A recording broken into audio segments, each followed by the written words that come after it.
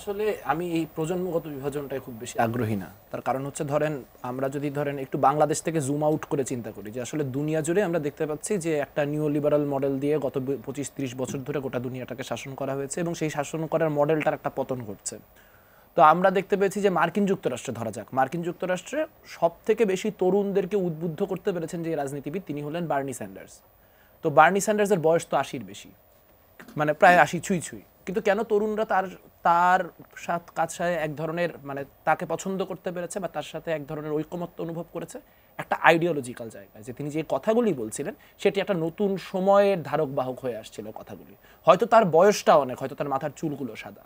তো আমরা দেখতে পাচ্ছি যে আমরা তরুণদেরকে, যে নাহিদ ইসলাম আজকে বলছেন যে তরুণদের উপর ভরসা রাখবেন, তরুণদের উপর করবেন, এই তরুণদের কার্যকলাপের ধরনে যদি পূর্ববর্তী প্রজন্মের কার্যকলাপের ধরনের সাথে বিশেষ পার্থক্য না থাকে, যদি একই দুর্নীতি প্রবণতাগুলি, যদি একই জটিল জিনিসকে ফেস করতে না চাওয়ার জন্য সরল পপুলিস্ট সত্যের মধ্য দিয়ে বিভিন্ন জিনিসপত্রকে এড়িয়ে যাওয়ার চেষ্টা, প্রবণতা, এগুলো বিরাজমান থাকে। রাজনীতি যে চর্চা দীর্ঘদিন ধরে আসলে আমাদের দেশে চলে আসছে বলে আমরা বারংবার বিভিন্ন কথাবার্তাতে সভা সেমিনারে উঠে আসে, সেই চর্চাতে কি কোনো গুণগত পরিবর্তন তাহলে জুলাই আনতে পারেনি নাকি? মানে আমি উমামার সাথে এক জায়গায় একমত, এক জায়গায় দ্বিমত। একমত এই জায়গায় যে 5ই আগস্টকে কেন্দ্র করে একটা বিশাল তরুণ প্রজন্ম, যাদের সম্পর্কে বলা হতো যে এরা কোনো ধরনের, এরা হচ্ছে আই হেট পলিটিক্স জেনারেশন, এরা খালি সোশ্যাল মিডিয়ায় থাকে, এরা কোনোদিন দেশের কথা চিন্তা করে না, দশের কথা চিন্তা করে না, তারা বাংলাদেশ বিষয়ক এক ধরনের আবেগ, অনুভূতি এবং বাংলাদেশের মানে একটা ইতিবাচক পরিবর্তনের জন্য একটা গঠনমূলক কন্ট্রিবিউশন করার যে আগ্রহ, সেটা ম্যাসিভভাবে তৈরি হয়েছিল।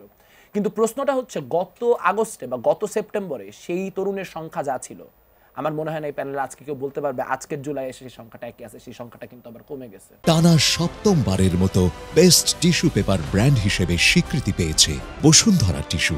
কারণ আমরা দেখতে পেয়েছি যখন এই অভ্যুত্থানকে কেন্দ্র করে এই অভ্যুত্থান কেন্দ্রিক ব্যবসাটা হয়েছে, এই অভ্যুত্থানকে কাজে লাগিয়ে বারবার করে তরুণদেরকে একটা হোমোজেনাস ব্লক হিসেবে উপস্থাপন করার চেষ্টা হয়েছে এবং তরুণদের কথা বলে, তরুণদের উছিলায় বিভিন্ন রকম অপকর্ম করা হয়েছে।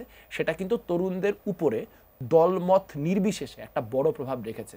সেই জন্য যেই ছেলেটা বা মেয়েটাকে গত আগস্টে সেপ্টেম্বরে আমি দেখতাম বলতেছে যে ভাই নতুন একটা কিছু করতে হবে, নতুন এই প্ল্যাটফর্ম করা দরকার, নতুন ওইটা করা দরকার, এই ছেলেমেয়েরা অনেকেই গত 3 মাস 4 মাস আর যোগাযোগ রাখে না। প্রাথমিক দায় বললাম সরকারের এই কারণে, কারণ একটা ছাত্র অভ্যুত্থান হয়েছে, একটা লিয়াজো কমিটিকে পাঠিয়ে টিএসসি অডিটোরিয়ামে একটা মিটিং করা ব্যতীত এখন পর্যন্ত অন্য কোনো ছাত্র সংগঠনের সাথে কিন্তু আমাদের যে ইন্টারিম, সে একটা মিটিং পর্যন্ত করে নাই। অথচ যেই দলগুলা, প্রত্যেকটা দলেরই নিজস্ব কন্ট্রিবিউশন আছে, কিন্তু আমরা জানি যে মানে একদম আন্দোলনের উত্তুঙ্গ মুহূর্তের আগ পর্যন্ত আসলে আন্দোলনের সময় মাঠে ছিল কোন প্রজন্মটা।